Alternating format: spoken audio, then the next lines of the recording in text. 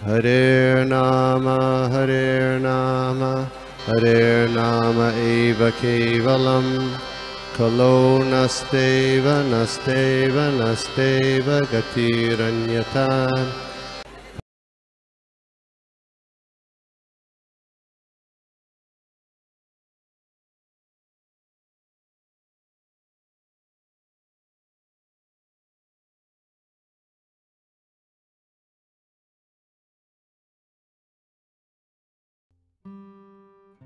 ओम ज्ञानतिमिरान्धस्य ज्ञानाञ्जनाशलाकया चक्षुरुन्मिलितं येन तस्मै गुरवे नमः। श्रीचैतन्यमनोभीष्टं स्थापितं येन भूतले स्वयं रूपा कदा मह्यं ददाति स्वपदान्तिकां। वन्दे अहं श्रीगुरो श्रीयुतपदकमलं श्रीगुरुन् वैष्णवांश्च श्रीरूपं साग्रजातं सगणरघुनाथान्वितं तं सजीवं साद्वैतं सावधूतं परिजनसहितं कृष्णचैतन्यदेवं श्रीराधा कृष्णपादान् सह ललिता श्रीविशाखान्वितं च। हे कृष्णा करुणा सिंधु दीन बंधु जगतपते गोपेश राधा कांत नमोस्तुते तप्त कांचन गौरांगी राधे वृंदावनेश्वरी विश्वभानुसुते देवी प्रणमामि हरिप्रिय वाञ्छा कल्पतरुभ्यश्च कृपा सिन्धुभ्येव च पतितानां पावनेभ्यो वैष्णवेभ्यो नमो नमः। नमो विष्णुपादाय कृष्णपृष्ठाय भूतले श्रीमते भक्तिवेदान्त स्वामिनिति नामिने। नमस्ते सरस्वती देवी गौरवाणी प्रचारिणे निर्विशेष शून्यवादी पाश्चात्य देशतारिणे। जय श्री कृष्ण चैतन्य प्रभु नित्यानंद श्री द्वैत गदाधर श्रीवासवती गौर। हरे कृष्णा कृष्णा कृष्णा हरे हरे हरे राम राम राम हरे। श्री गुरु लीलावतार परमानंद माधव श्री चैतन्य ईश्वर। हरे कृष्णा माता जी, हरे कृष्णा प्रभु। तो आप सभी का, स्पेशली गोपी मनोहर प्रभु जी का, जिन्होंने मुझे इस सेवा का मौका दिया, भागवतम पे कुछ अध्ययन करने का हमें मौका मिला। तो आज हम जो चर्चा करेंगे श्लोक संख्या 11, श्लोक संख्या 11 स्कंद 3 और अध्याय 13, भगवान वाराह का प्रकट्य। माता जी, प्रभु जी एक सेकंड।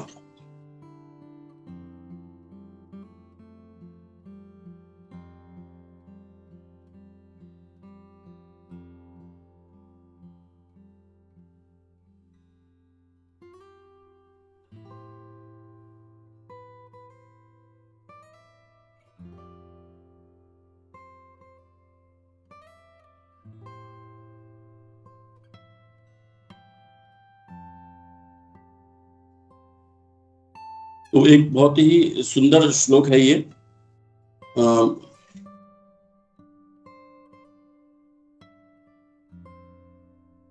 त्वम् अस्याम् अपत्यानि सदृशानि आत्मनाहि गुणैः उपादिशास धर्मेण गाम यज्ञै पुरुषं द्विजः। स त्वम् अस्याम् अपत्यानि सदृशानि आत्मनैः गुणैः उत्पादशास धर्मेण गाम यज्ञै पुरुषं यजः।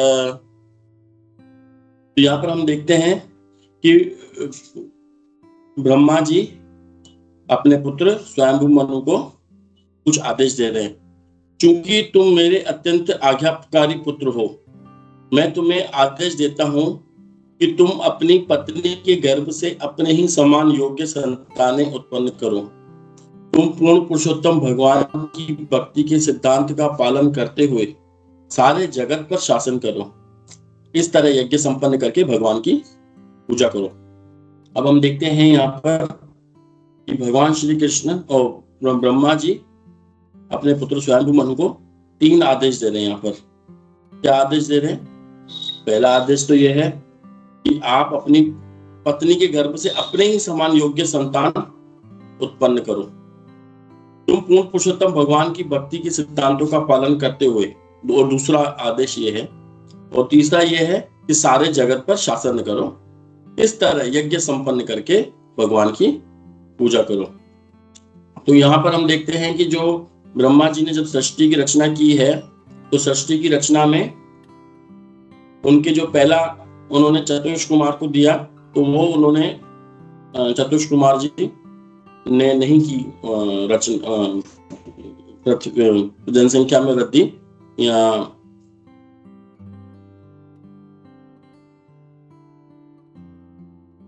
और दूसरे में हम देखते हैं कि जब उन्होंने शिव जी जब उनसे उत्पन्न हुए तब भी वो भी उनके संतान नहीं उत्पन्न कर पाए, सृष्टि की रचना नहीं हो पाई। और तीसरा जब हम देखते हैं अभी तो उनके यहाँ में से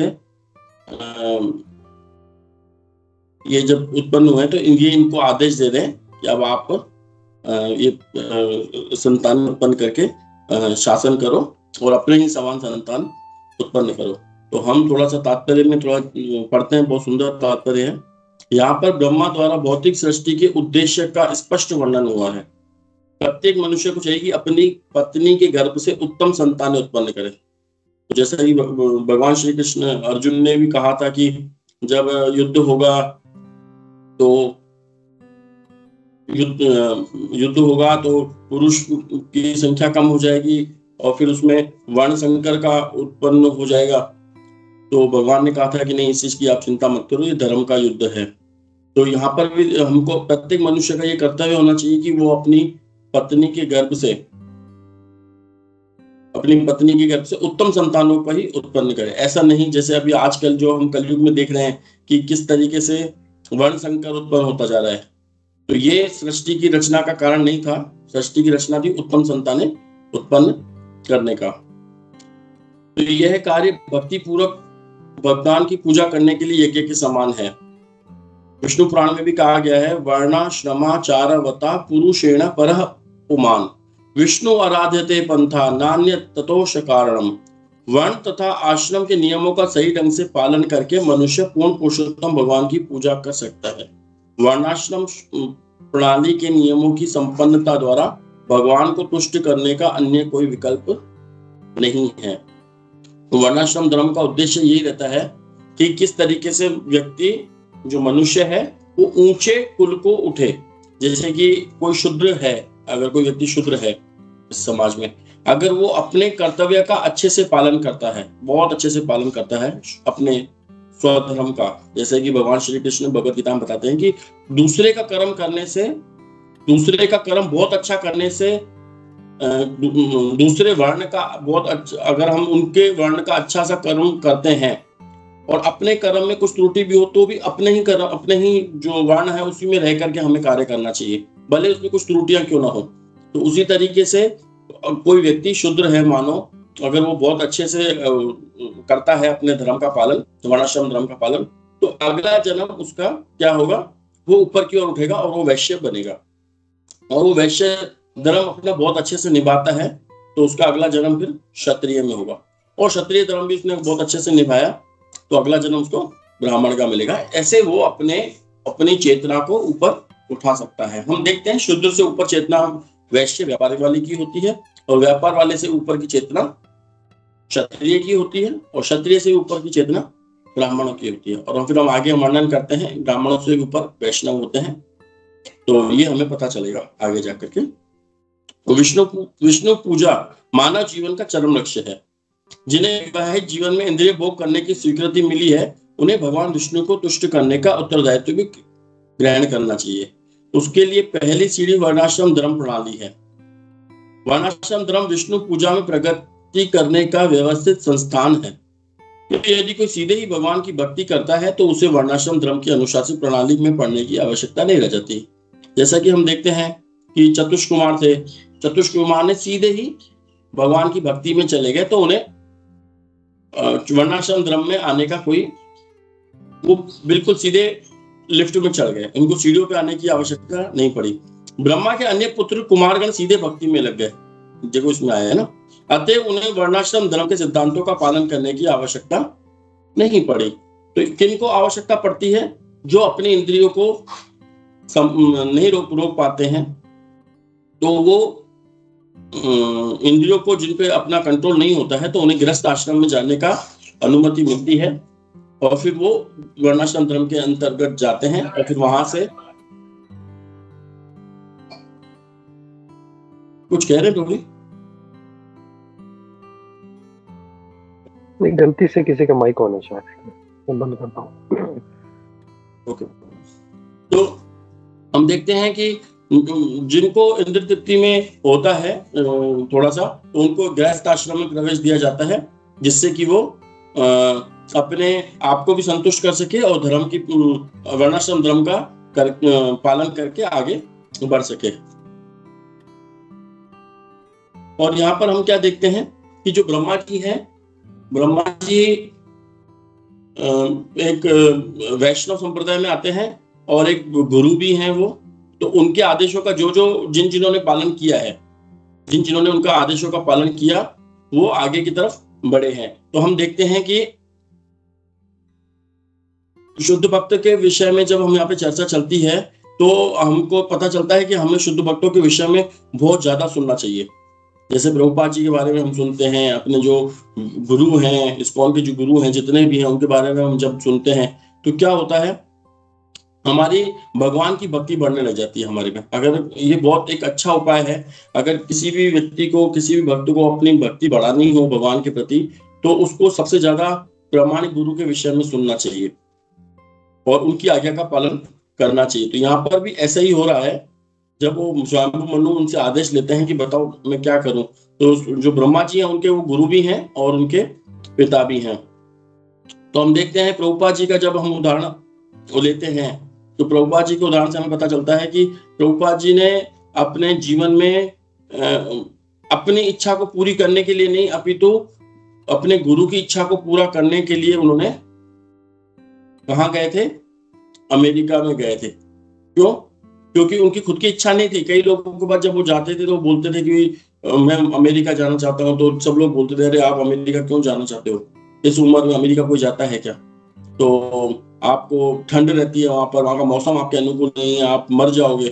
तो बोलता है कि मैं जीव मरूं उससे कोई फर्क नहीं पड़ता है, लेकिन मैं मेरे लिए तो जा ही नहीं रहा हूँ ना। मेरे लिए अगर मुझे जाना होता तो मेरे लिए वृंदावन बहुत अच्छा है, मैं वहीं रह सकता। लेकिन मेरे अंदर जो आग लगी हुई है वो गुरु के आदेश के पालन की आग लगी हुई है, जो मैं पूरा नहीं कर पा रहा हूँ। मेरे को हाथ जोड़ के सबसे विनती करते थे कि मुझे आप वहां भेजो।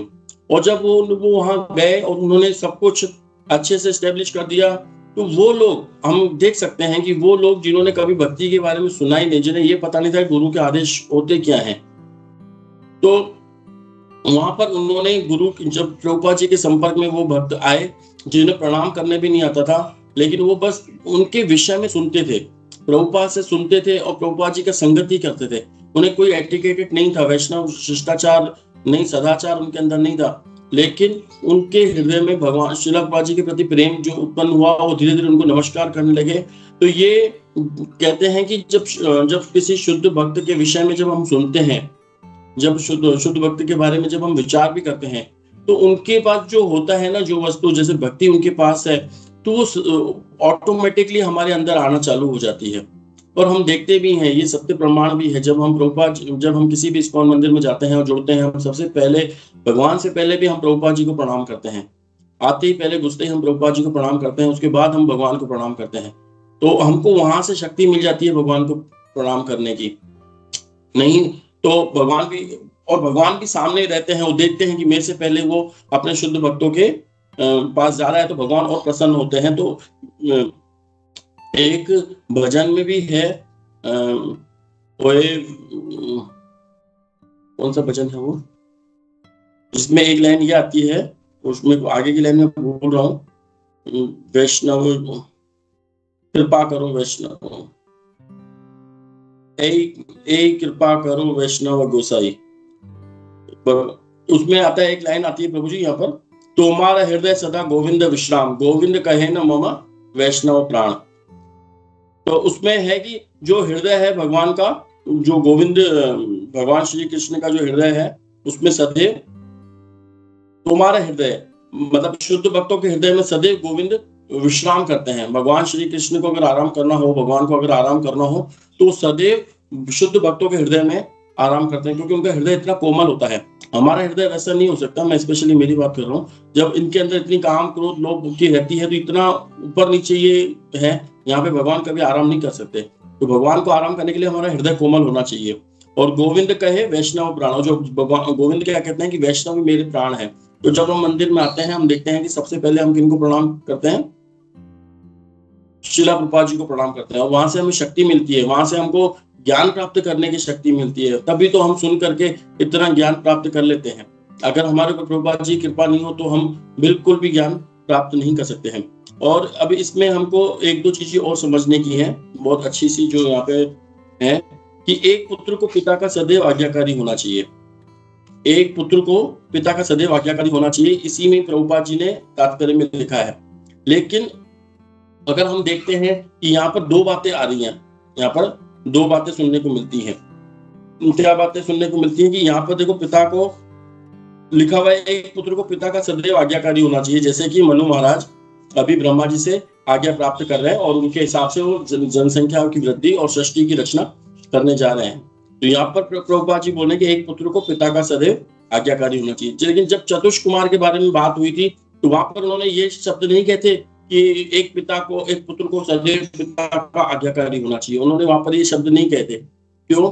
क्योंकि वो चतुष कुमार ने सीधे ही भगवान मुकुंद की ग्रहण कर ली थी, शरण ग्रहण कर ली थी, भगवान श्री कृष्ण की शरण ग्रहण कर ली थी, तो वो इन सब कर्तव्यों से मुक्त हो चुके थे। तो विरक्ति का क्या है, इसमें विरक्ति शब्द आते ही है। तो एक विरक्ति तो ये होती है जब हम सब भगवान श्री कृष्ण के सदैव ही उनके चले गए, ब्रह्मचारी जीवन से ही हम उनके बाद चले गए, तो हमारी एक विरक्ति तो ये होगी कि हमारा संसार से विरक्ति हो गई। अब दूसरी तरफ क्या है, हमारे संसार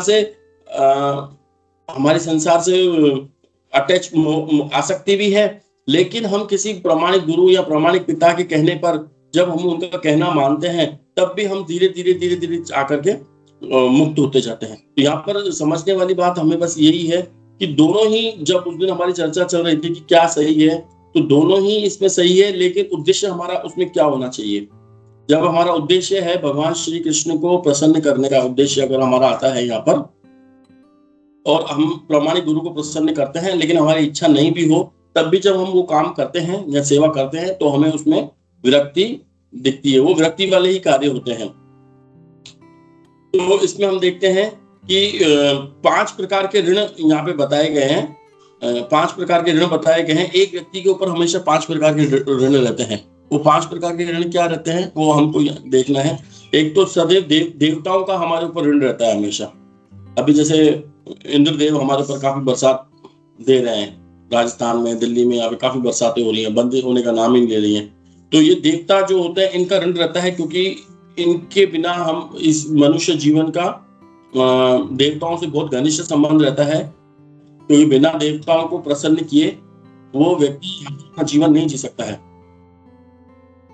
वो अपना जीवन यहाँ पर नहीं जी सकता है देवताओं को, क्योंकि उनको आवश्यकताएं जो भी होती हैं, शारीरिक आवश्यकताएं, वो देवता ही पूरी करते हैं। हम देखते हैं सूर्य देव होते हैं, सूर्य देव अगर तो कुछ दिन के लिए नहीं भी आते, सर्दियों में जब हम देखते हैं कि फुल सर्दी होती है, ठिठुरते रहते हैं और बाहर सूर्य देव 1-1, 2-2, 5-5 दिन तक दर्शन नहीं देते हैं और बिल्कुल ठंड हो जाती है, बारिश पड़ने लग जाती है, तो हमको सूर्य की याद आती है कि हम बिना सूर्य के रह ही नहीं पाएंगे। तो ये हमारे शारीरिक आवश्यकताओं की पूर्ति करने के लिए भगवान श्री कृष्ण ने ऐसी व्यवस्था की है कि हम देवताओं से उनका हमारे ऊपर ऋण रहता ही रहता है एक मनुष्य को।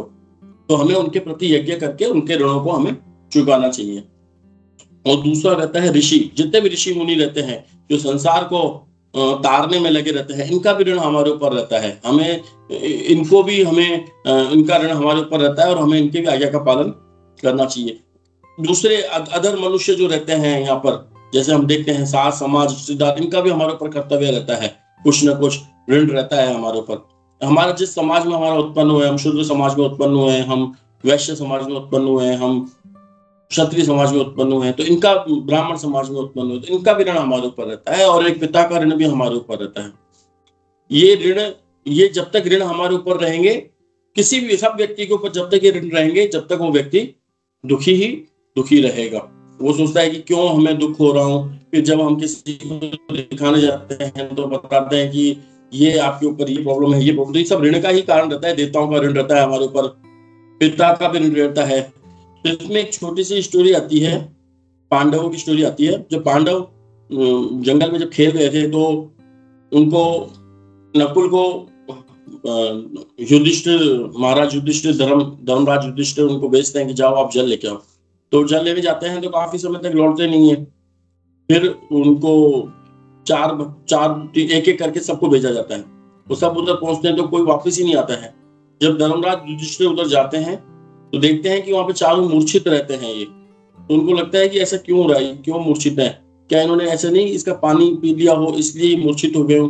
फिर उनको लगता है नहीं नहीं, मैंने उनको पानी मेरी प्यास के लिए भेजा था, तो ऐसा तो हो नहीं सकता है कि इन्होंने मेरे से पहले ही पानी पी लिया हो, ये संभव नहीं है।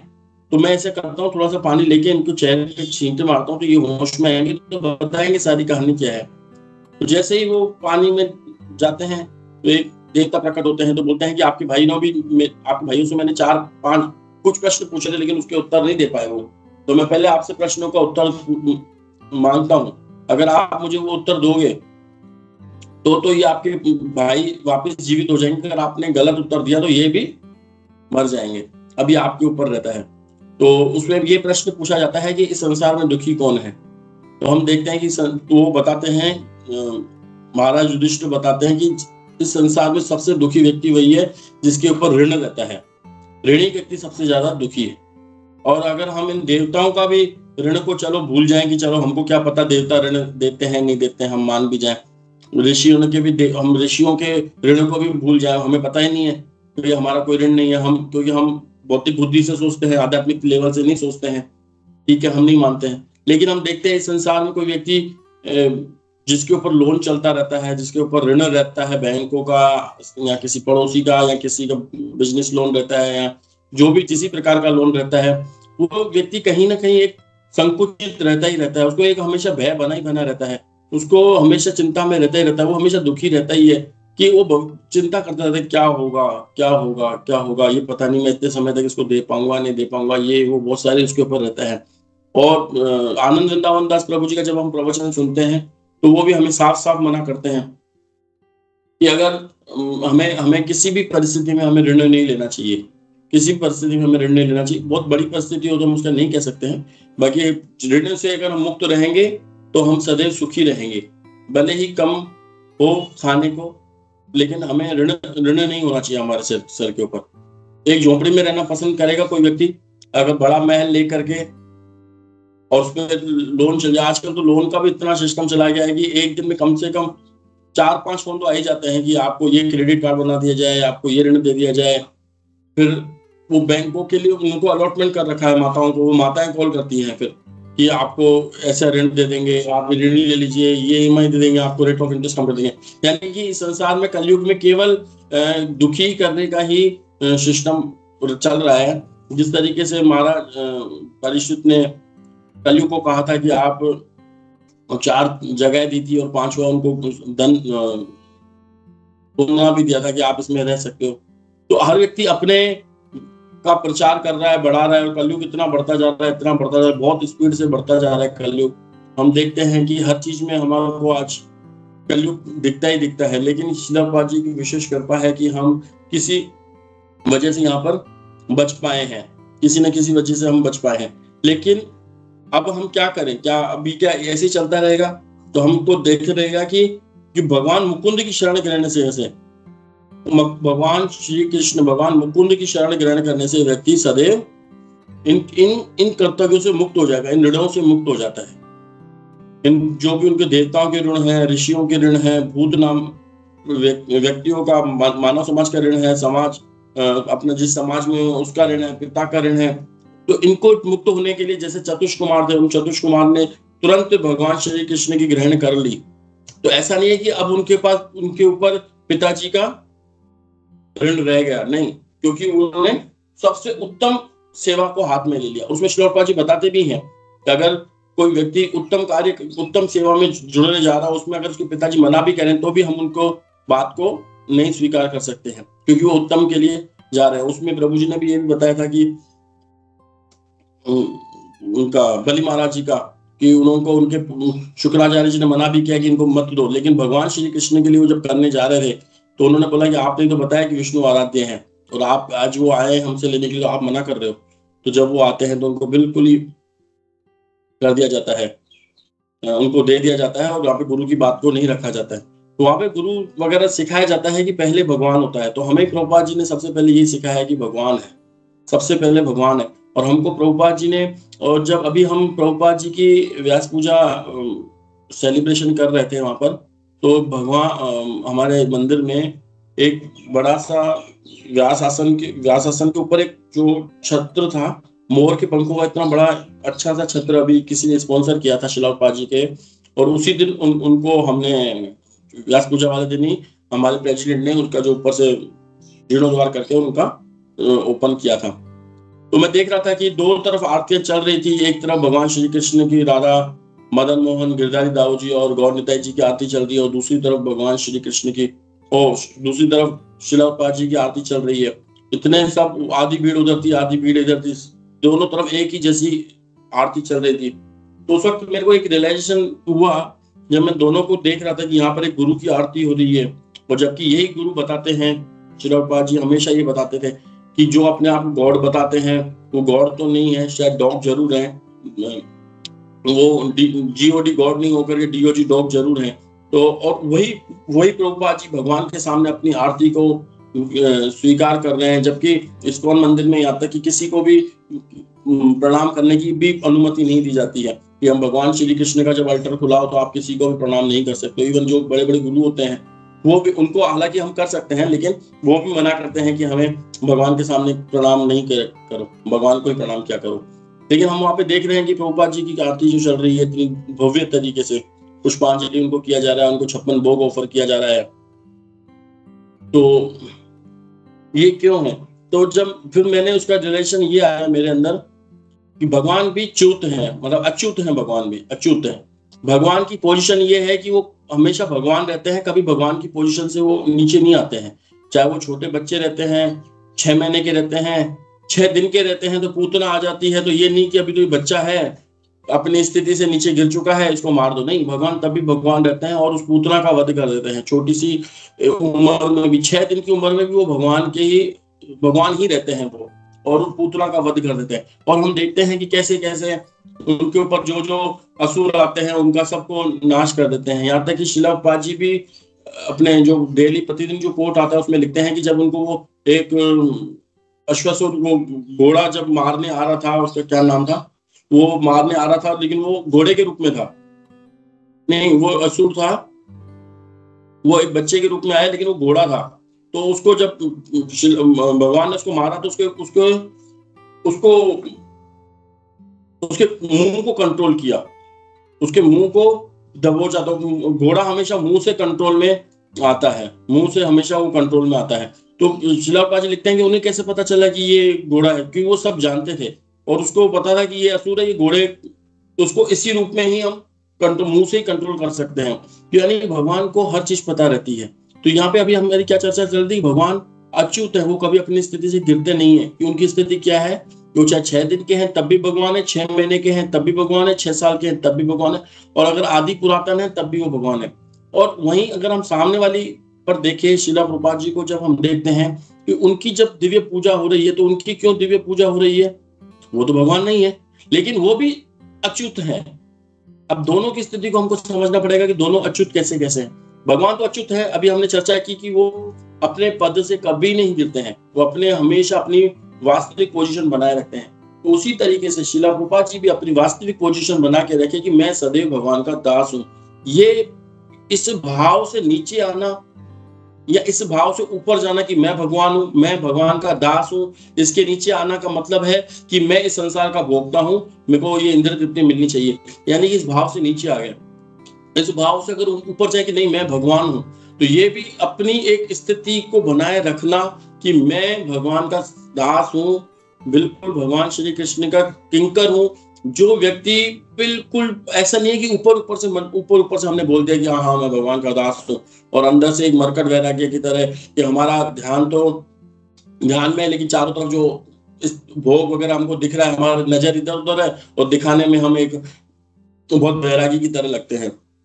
लेकिन हमको ठीक इसी तरीके से ये मरकट वैराग्य जब हमारे जीवन में दिखाते हैं, हम बताते हैं मरकट वैराग्य एक बंदर का जो वैराग्य होता है, उस बंदर के वैराग्य में क्या होता है कि वो व्यक्ति अपनी साधना में लगता है लेकिन उसका ध्यान चारों तरफ रहता है कि कौन गया कौन आया, कौन भोग वांछा सब उनको सब दिखती रहती हैं। लेकिन इसी मरकट वैराग्य को हमको हमारे जीवन में लाना चाहिए, लेकिन विपरीत दिशा में। हमको अपनी साधना में बिल्कुल ओके रहना चाहिए, है ना। और जो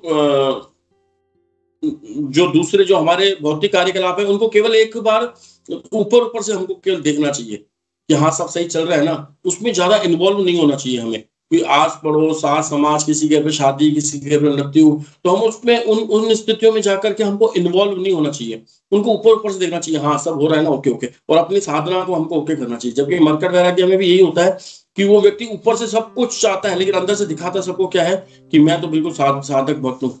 लेकिन इसमें हमको बिल्कुल साधक भक्त बनना है। और जो बाहर की जितनी भी हमारा साथ समाज है, हमारा पड़ोसी है, हमारे यहाँ तक कि बच्चे हैं, हमारी पत्नी भी है, तो उनको भी हमको केवल ऊपर ऐसा नहीं है कि उनको बिल्कुल छोड़ देने का है, लेकिन उन पर नजर भी रखने की है।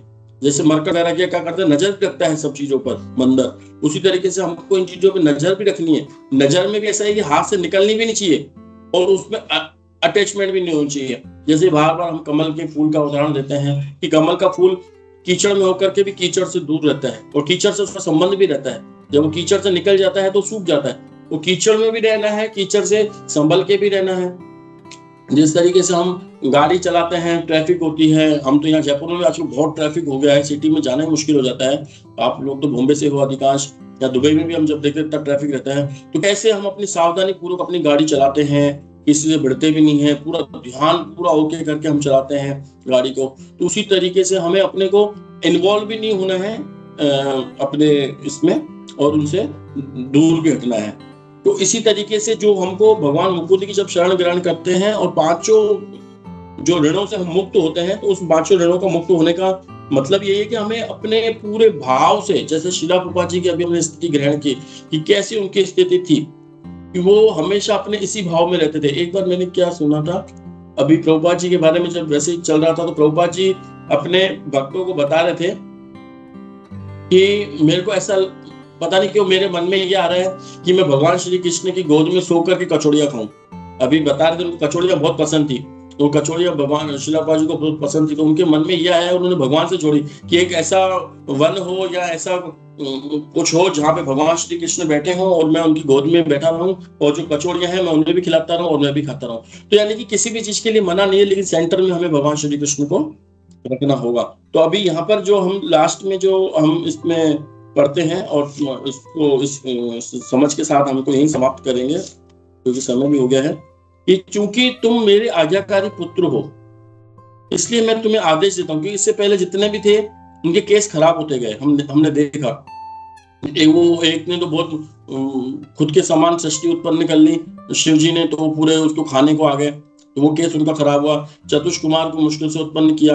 अभी हम देखते हैं कि हम एक भी बच्चा उत्पन्न करें और हमको 8-10 साल बाद 12 साल बाद पता चलता है कि ये बच्चा जैसा हमने सोचा था वैसा नहीं है। या हम हर व्यक्ति अपने बच्चों से उत्पन्न ये उम्मीद लगाता है कि मैं जैसा चाहता हूँ बच्चा वैसा चले, लेकिन केस ऐसा होते नहीं, हम देखते हैं कलयुग में। लेकिन जब हम जैसा चाहे बच्चा हमको वैसा ही मिल जाए, जैसे भगवान श्री दशरथ जी को जैसा वो चाहते थे वैसा ही उनको राम मिले, जैसा वो चाहते थे उनको वैसा ही मिले, तो वो सोने पे सुहागा हम कह सकते हैं इसको। लेकिन ऐसा होता नहीं है। तो जैसे ही भगवान वैसे ही सृष्टि जैसे पुत्र चाहिए मिले नहीं, तो अभी उनको वैसा पुत्र मिल गए, अभी बहुत प्रसन्न है। क्योंकि तुम मेरे अत्यंत आज्ञाकारी पुत्र हो इसलिए मैं तुम्हें आदेश देता हूँ कि तुम अपनी पत्नी के गर्भ से अपने ही समान योग्य संतान उत्पन्न करो। अब देखो इनको जो आदेश मिल गया कि तुमको तुम्हारे ही समान योग्य संतान, मेरे ही समान योग्य संतान उत्पन्न करनी है। अब इसमें एक भी उल्टी सीधी हो गई तो यानी कि वाणी का पालन नहीं हुआ। तो इनको पूरा कॉन्सेंट्रेशन करके भगवान की भक्ति को करके पूरा ध्यान से करके वैसे ही इनको संतानें उत्पन्न करनी है। और उसके बाद फिर क्या बोले, तुम पूर्ण पुरुषोत्तम भगवान की भक्ति के सिद्धांतों का पालन भी करो। अब उनको भक्ति के सिद्धांतों का पालन भी करना होगा और सारे जगत पर शासन करो, शासन भी करना है उनको। अब तीनों चारों चीजें करना, और इस तरह यज्ञ संपन्न करके भगवान की पूजा करो। लगने में तो 4 रहने, लेकिन इसको निभाने में पूरा जीवन पता नहीं कितने वर्ष बीत जाएंगे उसको पालन करने में। अब हम एक चीज इसको यहाँ पे ये समझते हैं, क्या समझते हैं इस चीज को यहाँ पर, कि चाहे वर्णाश्रम धर्म हो, चाहे क्षत्रिय धर्म हो, चाहे वैश्य धर्म हो, चाहे संन्यास का धर्म हो, हम देखते हैं कि इस संसार में जितने भी समाज हैं, कितने भी हैं, सबको एक मूलभूत एक ऐसी वस्तु है जिसके बिना वो चल नहीं सकता है। मतलब कोई भी समाज हो, कोई भी वर्ग हो, वो बिना एक ऐसी वस्तु है जिसके बिना वो चल नहीं सकता। तो उसका अगर हम देखते हैं तो एक धन ऐसी चीज है जिसको हर समाज को जरूरत पड़ती है, हर समाज को उसकी जरूरत पड़ती है। कोई व्यक्ति ऐसा बोले कि नहीं हमको इसकी जरूरत नहीं पड़ती है, नहीं, हर समाज को इसकी जरूरत पड़ती है। जब हम देखते हैं बजट होता है, जब सरकार निकालती है तो सबके ऊपर बजट लेके आती है, और अपने क्या कहते हैं जो खास समुदाय होता है उनको भी ऐसा नहीं है कि इनके बिना इनकी जरूरत नहीं पड़ती। यही एक ऐसी वस्तु है जिसके बिना किसी का काम नहीं चलता है। तो ठीक वैसे ही कोई सा भी वर्ग हो, जैसे उसमें धन की आवश्यकता रहती है, उसी तरीके से कोई भी समाज हो, कोई भी वर्ग हो, उसको भगवान की भक्ति की आवश्यकता रहेगी। उसके बिना वो केवल सूखा ही सूखा रहेगा, उसके बिना वो बढ़ेगा नहीं, उसके बिना वो करेगा नहीं। पर वहाँ जो ये जो धन नामक जो धन है, इससे व्यक्ति को मिल भी जाता है लेकिन उसको संतुष्टि नहीं मिलती है। उसके पास धन आ जाएगा लेकिन संतुष्टि उसके पास नहीं आएगी। लेकिन चाहिए सबको, चाहे संतुष्टि आए या नहीं है, उसके बिना काम ही नहीं चलेगा, है ना। इतना हम आगे बढ़ चुके हैं, इतना समाज आगे बढ़ चुका है कि आज हम बिना इंटरनेट के नहीं रह सकते हैं। आज हम जो यहाँ पे रह रहे हैं तो हमको इंटरनेट की आवश्यकता बिल्कुल ही है, तभी हम एक दूसरे से कनेक्ट हो पा रहे हैं। और इंटरनेट भी जो मोबाइल में मिलता है 1.5-2 GB तो किसी काम कम पड़ जाता है, तो फिर वो और लेते हैं तो महंगा पड़ता है, इसलिए एक फाइबर कनेक्शन हमको लगवाना ही पड़ेगा। तो वो भी हमको घर में आवश्यकता रह गई है। और इसके ऊपर हम देखते हैं इलेक्ट्रिसिटी भी हमको चाहिए। इतनी गर्मी पड़ने लगेगी कि हमको AC भी चाहिए।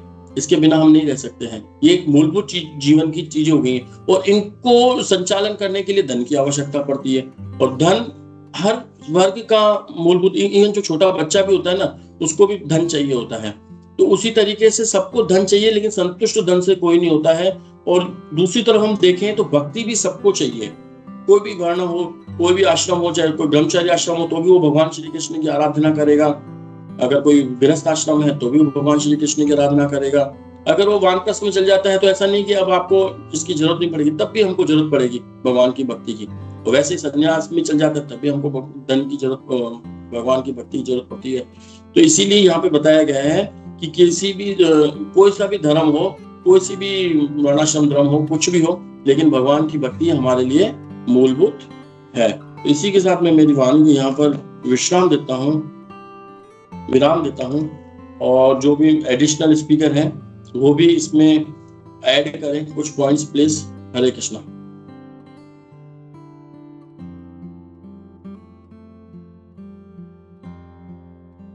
हरे कृष्णा माता जी।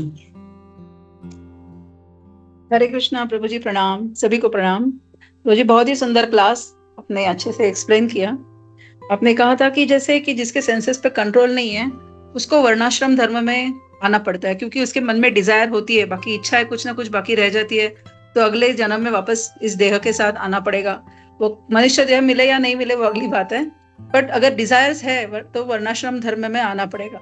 और आपने कहा कि जो वर्णाश्रम धर्म का जो अच्छे से पालन करता है उसको गुरु की प्राप्ति होती है और वो भक्ति के मार्ग में लगता है। लेकिन ऐसे बहुत है कि जो वर्णाश्रम धर्म का पालन, कर्तव्यों का पालन करते रहते हैं, बट नॉट नेसेसरी कि हर एक के मार्ग में गुरु आते ही है प्रभु जी। तो वो एक मेरा सवाल था, तो उसको हम कैसे समझ सकते हैं।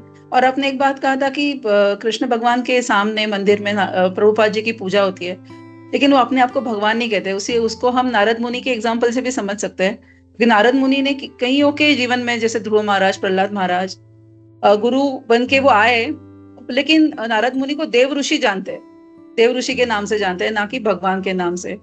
और प्रभु जी आपने एक कहा था कि 5 प्रकार के ऋण होते हैं, एक तो देवताओं का ऋण, एक ऋषियों का ऋण, एक समाज मतलब जो मनुष्य है उनका ऋण, एक पिता का ऋण। ये 4 हुए प्रभु जी, 5वां कौन सा था? मतलब मेरे सुनने में शायद मिस हुआ रहेगा।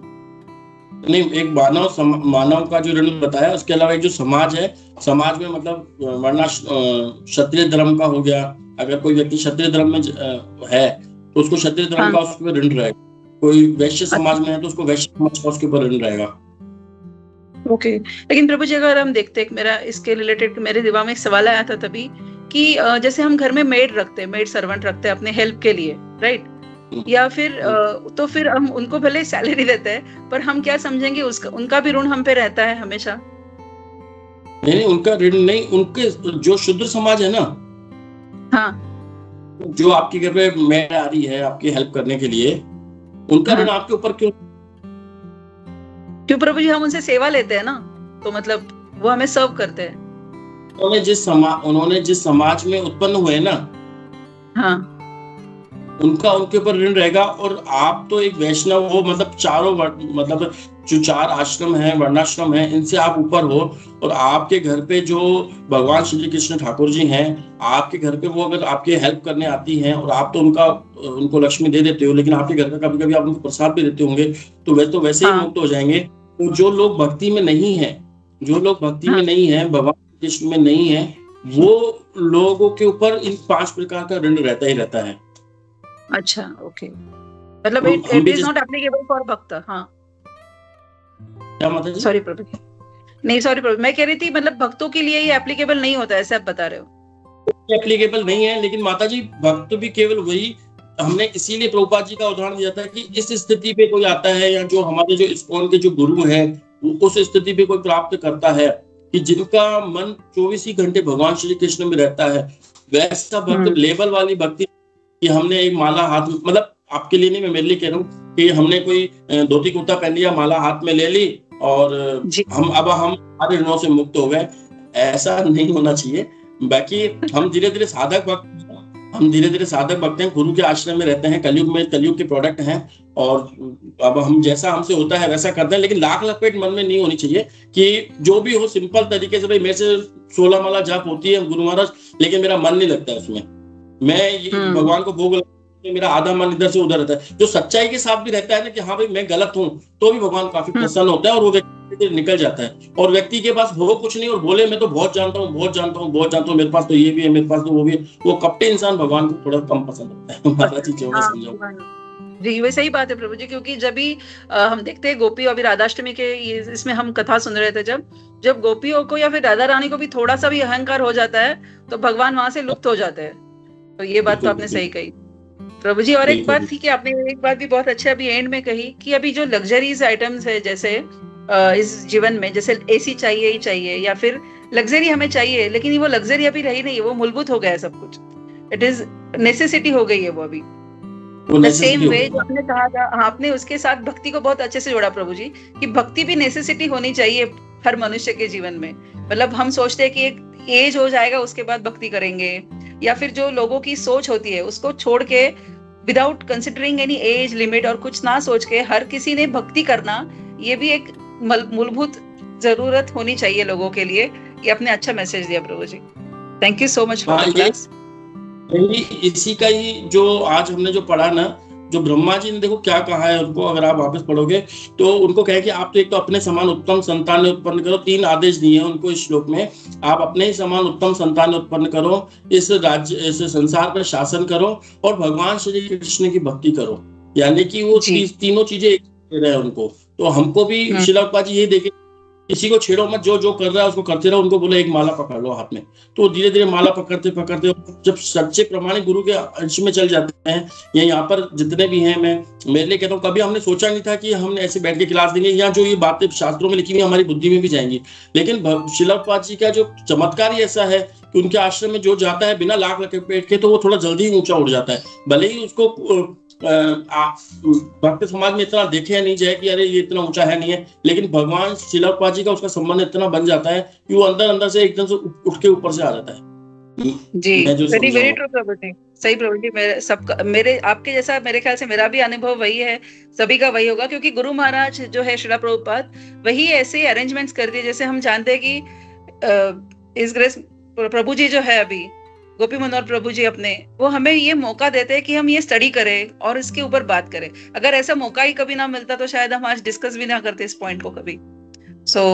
ये गुरु महाराज जी की कृपा है हम पर कि वही सब ये सोर्सेस अरेंज करते हैं और गोपी मनोहर प्रभु जी के जैसे वरिष्ठ हमारे जीवन में प्रवेश करते हैं और हमें मतलब एक अलग सोचने का एक तरीका सिखाते हैं उस तरीके से Prabhu ji. Thank you so much for the realisations. इस पे एक बात और पूछना चाहूंगा कि जैसे पूज्य गोपी मनोहर प्रभु जी ने जैसे कोविड के टाइम से ये भक्ति साधु संघ ऑनलाइन चला रहे हैं और ये धीरे धीरे बढ़ता भी जा रहा है और कंटिन्यू, मतलब स्कीम में हम देखते हैं कि कई बार कई चीजें आती हैं स्कीम में और कुछ दिन चलती हैं फिर लुप्त हो जाती हैं। कई नियम बनते हैं फिर जल्दी लुप्त भी हो जाते हैं। कई लोगों को संभाल पाना तो इसमें हम देखते हैं कि प्रभु जी का जो ये इतने समय तक चल पा रहा है, तो इसमें निस्संदेह है, बिना संकोच के, इसमें प्रभुपाद जी की एक विशेष कृपा है। और विशेष कृपा इसलिए है कि जो भक्त सिंसियरली चाहते हैं कि लोगों को आगे बढ़ाना, भक्ति में आगे बढ़ाना, जिसमें अपना खुद का स्वार्थ नहीं होता, तो वो जो भी हम स्कीम लाएंगे ना, कोई भी स्कीम लाएंगे हम, वो स्कीम आगे बढ़ेगी, बिल्कुल आगे बढ़ेगी। तो प्रभु जी की ये स्कीम है साधु संघ ऑनलाइन, ये आगे बढ़ रही है, तो क्योंकि इसमें इनका कुछ स्वार्थ नहीं। जब हम भी आगे प्रचार करने अभी भी आगे, तो अगर हमारा ये सेम सिद्धांत रहेगा कि इसमें मेरा हेतु कुछ भी नहीं है, तो वो सदैव बढ़ता रहेगा, बढ़ता रहेगा, बढ़ता रहेगा। जी Prabhu ji, very true. And Guru Maharaj mercy is abundantly flowing on Gopi Manohar Prabhu ji. तो वो चीज है, वो हम तक आती है, मतलब जो उनको मिलती है कृपा, वो हम तक भी आती है। सो दैट्स द परंपरा, हम समझ सकते हैं इससे। Yes, thank you so much for the class जी। हरे कृष्णा, सभी को प्रणाम। गोपी मनोहर प्रभु जी प्लीज थोड़ी कृपा कीजिए, आपका। हरे कृष्णा, दंडवत प्रणाम प्रभु। नहीं तो मेरा इसमें कुछ भी नहीं है, सब प्रभुपाद जी का और गुरु महाराज का और सारे हमारे इस्कॉन गुरु वृंद है, जिनसे सुना है उनका कृपा है, जिनका सेवा किया है उनका, उन्हीं का कृपा है। तो वैसे तो मैं नालायक हूँ, कोई भी योग्यता नहीं है, लेकिन सब प्रभुपाद जी की कृपा से और अपने गुरुजनों की आशीर्वाद से हो रहा है। तो बस खाली एक चीज जो माता जी ने पूछा था कि मेड के बारे में, वहाँ पे मैं ऐड करना चाह रहा था कि जैसे अगर मेड हमारे लिए काम कर रही है, तो क्या उसका भी ऋण हम पे होता है। तो ये एक तत्व अच्छे से समझना चाहिए कि किसका ऋण हम पे चढ़ता है, किसका नहीं चढ़ता। जिसको जैसे अगर देखें हम लोग, अगर हम लोग होटल में गए खाना खाने, उसने खाना खिला दिया, तो उसका ऋण नहीं चढ़ेगा। कोई ये सोच सकता है अरे मैंने तो इसका नमक खा लिया, तो मैं अभी नमक हरा मैं नहीं कर सकता। तो वैसा नहीं है, क्योंकि जैसे ही हम लोग उसका मूल जब चुका देते हैं उसको किसी भी तरह से, चाहे धन के माध्यम से या किसी भी माध्यम से, जब उसको रिटर्न दे देते हैं, तो उसका कोई ऋण हमारे पे रह नहीं जाता। चाहे मेड हो, चाहे होटल में हो, या कहीं पे भी हो। तो अगर हम उसका ऋण चुका रहे हैं, मतलब उसने जो सेवा किया है उसका मूल हमने दे दिया, तो उसका कोई ऋण हमारे पे रह नहीं जाता। और इसके लिए हम लोग को एक चीज ध्यान रखना चाहिए कि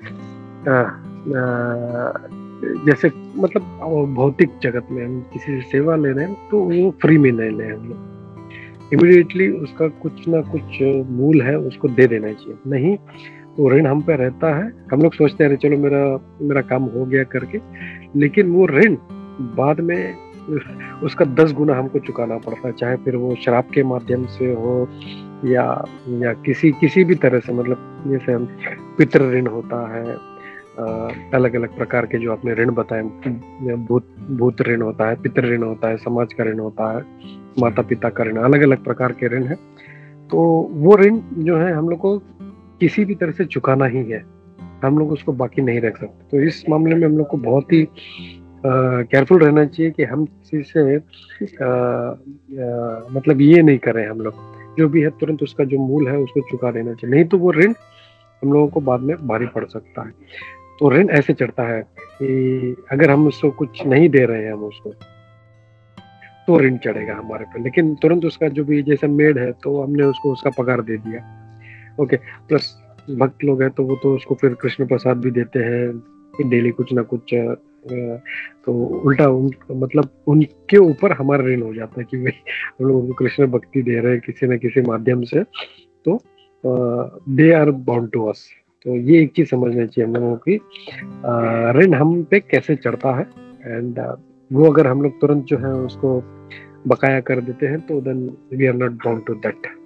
हरे कृष्णा।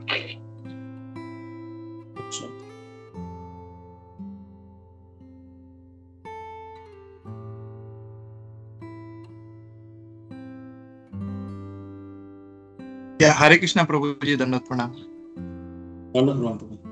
या Prabhu thank you so much for such a nice session Prabhu. कितना मतलब बहुत सुंदर प्रभु, ये वर्णाश्रम धर्म के बारे में फिर इतना अच्छा बढ़िया टॉपिक कवर हुआ प्रभु, जिसमें माता जी ने बताया, फिर प्रभु जी ने भी इतना अच्छा ये ऋण के बारे में बताया प्रभु। प्रभु जी, ये जो वर्णाश्रम के बारे में आप बता रहे थे ना प्रभु, तो प्रभु जैसे कि जो वैश्य और शूद्र है, जैसे जो भी कैटेगरी है, उनका एक अपना कार्य रहता है ना प्रभु, सबका अलग अलग अपना कर्तव्य है, अपना अपना कार्य के हिसाब से वो कर्म करना पड़ता है। तो इट्स नॉट नेसेसरी कि उन्हें मतलब हमें, जैसे कि अगर मैं वैश्य कुल में हूँ तो इट्स नॉट नेसेसरी कि मुझे मतलब वो ब्राह्मण कुल तक मेरे को पहुंचना है, ऐसा नेसेसरी नहीं है ना प्रभु। मतलब जो भी कुल में रहे, जो भी वहीं पे है कि हमें मतलब तक नहीं पहुंचना है ना, करेक्ट प्रभु। अदरवाइज अगर सब ब्राह्मण बन गए तो जो वैश्य कुल के जो है उनको वो अपना जो कार्य है वो मतलब वो कर नहीं पाएंगे ना प्रभु। इट्स राइट अंडरस्टैंडिंग प्रभु? आवाज कट गया था प्रभु जी नेट की वजह से, एक बार प्लीज थोड़ा दोबारा अगर आप कहेंगे तो।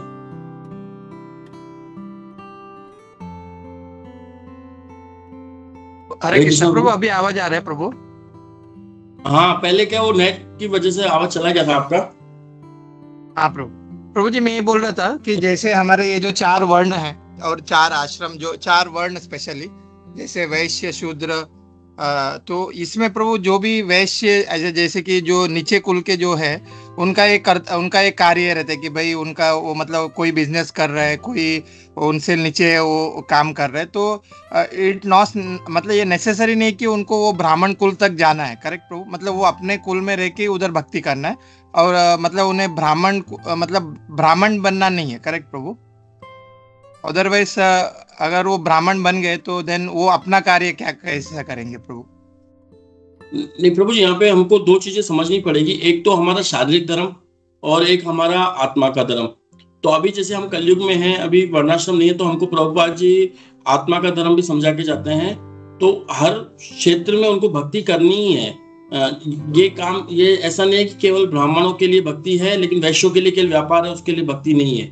ब्राह्मण भी वैष्णव से नीचे नीचे होते हैं, ब्राह्मणों से ऊपर वैष्णव होते हैं। और एक वैष्णव एक शूद्र भी हो सकता है, गृहस्थ भी हो सकता है। जैसे अर्जुन पांडव जो थे वो गृहस्थ थे, और हम देखते हैं विदुर महाराज जिनकी हमारी चर्चा चल रही है वो एक शूद्र थे, लेकिन वो वैष्णव थे, उनको भगवान के बारे में। और एक ब्राह्मण जो होता है केवल ब्रह्म तत्व तक ही जान पाता है, वो एक वैष्णव तक वो पहुंच ही नहीं पाता। लेकिन वो जब भगवान की कृपा उनके ऊपर होती है तो वो वैष्णव बन जाते हैं। तो इन चारों धर्मों में रह करके हमको आत्मा का पालन भी करना रहेगा। अगर वो वैश्य धर्म में है और अगर वो वहां पर रह करके अपना व्यापार अच्छे से कर रहा है और भगवान कृष्ण की भक्ति कर रहा है तो वो ओके है। तो उसको ब्राह्मण के लिए ज्यादा वेद श्लोक वगैरह पढ़ने की उसको बहुत ज्यादा आवश्यकता नहीं, ब्राह्मण के लेवल पे नहीं जाना उसको। और उसी तरीके से अगर कोई क्षत्रिय है, अगर क्षत्रिय भी है तो वो भगवान की भक्ति करेगा जरूर, लेकिन उसका जो यहाँ पर धर्म जो दिया गया है ना, लड़ाई, इसका देश की रक्षा करने का, वो उस पे वो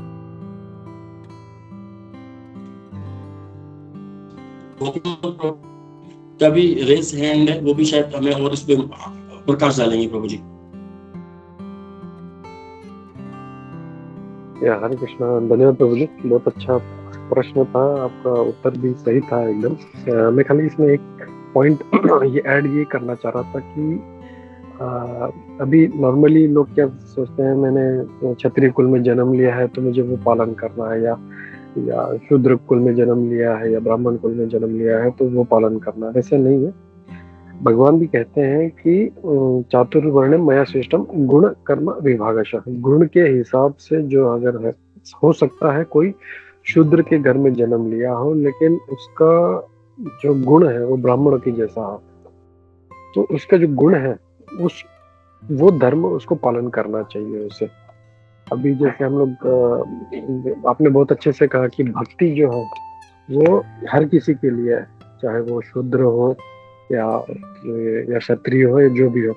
इवन हम लोग चैतन्य महाप्रभु के समय देखते हैं, जब रामानंद राय और चैतन्य महाप्रभु में वार्तालाप होता है तो एक तरह से बाह्य दृष्टि से देखा जाए तो रामानंद राय जो थे वो शूद्र कुल से थे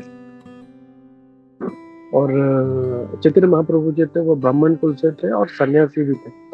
फिर भी वो रामानंद राय से वो पूछ रहे थे ये क्या है, ये क्या। फिर चैतन्य महाप्रभु जब उनको बता दे तो बोलता है यो भाई आगे कहो आप।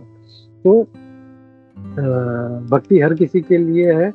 और एक्सटर्नल, मैं क्षत्रिय हूँ, मैं क्षत्रिय घर में जन्म लिया है तो मैं क्षत्रिय, वैसे नहीं। उसका गुण क्या है वो महत्वपूर्ण है। जैसे हो सकता है कि वो ब्राह्मण कुल का हो, लेकिन जन्म हुआ हो, लेकिन उसके गुण सारे जो शूद्रों के हैं, तो वैसे नहीं देखना है। भगवान कृष्ण भगवद गीता में क्लियरली कहते हैं कि जो गुण है उसका जो स्वभाव है वो उसको पालन करना चाहिए उसको। और जैसे हम भगवद गीता में भी देखे हैं कि जब अर्जुन कहता है कि जो क्षत्रिय था, वो बोलता है मैं संन्यास ले लेता हूँ, मैं पहाड़ों में जाके तपस्या करूंगा, तो भगवान ने मना किया, नहीं तुम्हारा धर्म जो है तुमको पालन करना। तो इन मटेरियल सेंस हम लोग, ऐसा नहीं है कि अगर शूद्र है तो उसको ब्राह्मण बनना है या वैश्य है तो उसको ब्राह्मण बनना है, वो नहीं। जैसे आपने भी एक बहुत अच्छा श्लोक कोट किया भगवद गीता से कि जो अगर जिस कुल में है उस कुल का मतलब उस वर्ण का या दूसरे वर्ण का जो धर्म है बहुत अच्छा पालन करने से अच्छा है कि वो अपने ही जो वर्ण है उसका भले ही थोड़ा सा हो लेकिन उसको पालन कर वो ज्यादा अच्छा है। दूसरे वर्ण का धर्म का पालन करना खतरनाक है, ये भगवान भी बोलते हैं। तो लोगों को एक्सटर्नल नहीं देखना है कि हमारा क्या वर्ण है। हो सकता है कोई भी किसी भी वर्ण में हो जन्म से, लेकिन उसका स्वभाव, उसका गुण क्या है वो महत्वपूर्ण है। और वो है कि जैसे प्रभुपाद जी ने सभी को ब्राह्मण बना दिया, हर किसी को जो भक्ति में लेके आके पहले एटलीस्ट कम से कम पहले ब्राह्मण बन और उसके बाद में भक्त बनो। तो हम लोग कोशिश करते हैं जितना हो सके हम लोग भगवान की भक्ति करने का। एटलीस्ट ये तो भक्ति तो बहुत आगे की बात है, ये मतलब एटलीस्ट ब्राह्मण की तरह रहे हम लोग। सिर्फ ब्राह्मण दीक्षा लेने से कोई ब्राह्मण नहीं बन जाता, उसमें वो आचरण भी होना चाहिए। क्या वो ब्राह्मणों की तरह सुबह जल्दी उठ रहा है, क्या वो ब्राह्मणों की तरह सारे जो नियम है उसका पालन कर रहा है, सूची का पालन कर रहा है। और ब्रह्म जानाते इति ब्राह्मण, यानी ब्रह्म का जो है अध्ययन करने में लगा है वो ब्राह्मण है। तो प्रभुपाद जी ने हम लोगों को वो सिखा दिया कि यहाँ तक, इस स्तर तक पहुंचना है। और प्रभुपाद जी कई बार बोलते थे एटलीस्ट तुम ह्यूमन बींग्स बनो, अच्छे मतलब ब्राह्मण बनो, उसके बाद में जो है हम लोग जो है भक्ति के स्तर में हम लोग आगे बढ़ सकते हैं। तो एटलीस्ट वी शुड ट्राई कि हम लोग एक अच्छा ब्राह्मणिकल जीवन जी सके हैं हम लोग। और उस वैसे जब हम लोग उस स्तर तक पहुंच जाएंगे तो ऑटोमेटिकली फिर जो है भक्ति भी हमारा अच्छा होगा। तो ये चीज हम लोग को ध्यान रखना है। ऐसा नहीं है कि मैं शूद्र हूँ तो मुझे ब्राह्मण बनना है, या जो जैसा भी है जो वर्ण में है वहां पे रहे और अपना गुण के हिसाब से अपना आचरण करता रहे। हरे कृष्णा।